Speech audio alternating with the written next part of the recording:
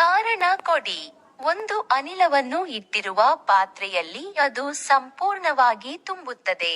ಉತ್ತರ: ಅನಿಲಗಳು ಹೆಚ್ಚಿನ ಸಂಪೀಡನೆಯನ್ನು ಹೊಂದಿರುವುದರಿಂದ ಹೆಚ್ಚಿನ ಗಾತ್ರದ ಅನಿಲವನ್ನು ಚಿಕ್ಕ ಗಾತ್ರದ ಸಿಲಿಂಡರ್ಗಳಲ್ಲಿ ಸಂಪೀಡನೆಗೊಳಪಡಿಸಬಹುದು. ಆದ್ದರಿಂದ ಅನಿಲವನ್ನು ಇಟ್ಟಿರುವ ಪಾತ್ರೆಯಲ್ಲಿ ಅದು ಸಂಪೂರ್ಣವಾಗಿ ತುಂಬುತ್ತದೆ. 2. ಸಂಗ್ರಾಹಕದ ಗೋಡೆಗಳ ಮೇಲೆ ಅನಿಲಗಳು ಒತ್ತಡ ಏರ್ಪಡಿಸುತ್ತವೆ. ಉತ್ತರ: ಅನಿಲ ಸ್ಥಿತಿಯಲ್ಲಿ ಕಣಗಳು ಯಾದೃಚ್ಛಿಕವಾಗಿ ಹೆಚ್ಚಿನ ವೇಗದಲ್ಲಿ ಚಲಿಸುತ್ತಿರುತ್ತವೆ.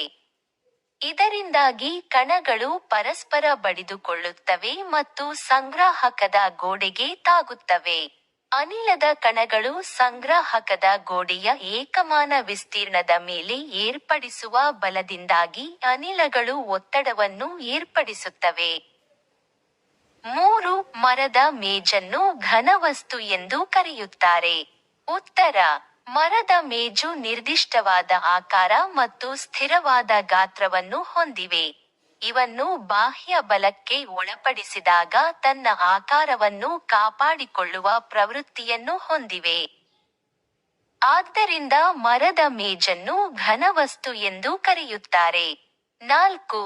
ನಾವು ನಮ್ಮ ಕೈಗಳನ್ನು ಗಾಳಿಯಲ್ಲಿ ಸುಲಭವಾಗಿ ಚಲಿಸಬಹುದು, ಆದರೆ ಘನವಸ್ತು ಆದ ಮರದ ತುಂಡಿನಲ್ಲಿ ಅದೇ ರೀತಿ ಮಾಡಲು ನಮಗೆ ಕರಾಟೆ ಪ್ರವೀಣರ ಅವಶ್ಯಕತೆಯಿದೆ. ಉತ್ತರ: ಅನಿಲದ ಕಣಗಳ ನಡುವಿನ ಆಕರ್ಷಣ ಬಲ ಕಡಿಮೆಯಾಗಿರುತ್ತದೆ. ಅವುಗಳ ನಡುವೆ ಹೆಚ್ಚಿನ ಖಾಲಿ ಸ್ಥಳಾವಕಾಶ ಕಂಡುಬರುತ್ತದೆ. ಆದರೆ ಘನವಸ್ತುವಿನಲ್ಲಿ ಕಣಗಳ ನಡುವಿನ ಆಕರ್ಷಣ ಬಲ ಗರಿಷ್ಠವಾಗಿರುತ್ತದೆ. ಕಣಗಳು ಅತ್ಯಂತ ಕ್ರಮಬದ್ಧವಾಗಿ, ಅಂತರವಿಲ್ಲದೆ ಜೋಡಣೆಯಾಗಿರುತ್ತವೆ.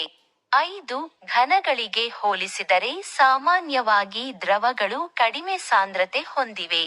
ಆದರೆ ಮಂಜುಗಡ್ಡೆಯು ನೀರಿನ ಮೇಲೆ ತೇಲುವುದನ್ನು ಗಮನಿಸಿದ್ದೀರಿ. ಏಕೆ? ಉತ್ತರ: ಮಂಜುಗಡ್ಡೆ ಘನವಸ್ತುವಾದರೂ ಇತರ ಘನವಸ್ತುಗಳಿಗೆ ಹೋಲಿಸಿದರೆ ಅದರ ಕಣಗಳ ನಡುವೆ ಅತ್ಯಂತ ಹೆಚ್ಚಿನ ಸ್ಥಳಾವಕಾಶಗಳು ಕಂಡುಬರುತ್ತವೆ. ಮಂಜುಗಡ್ಡೆಯ ಸಾಂದ್ರತೆ ನೀರಿನ ಸಾಂದ್ರತೆಗಿಂತ ಕಡಿಮೆ, ಆದ್ದರಿಂದ ಮಂಜುಗಡ್ಡೆ ನೀರಿನ ಮೇಲೆ ತೇಲುತ್ತದೆ.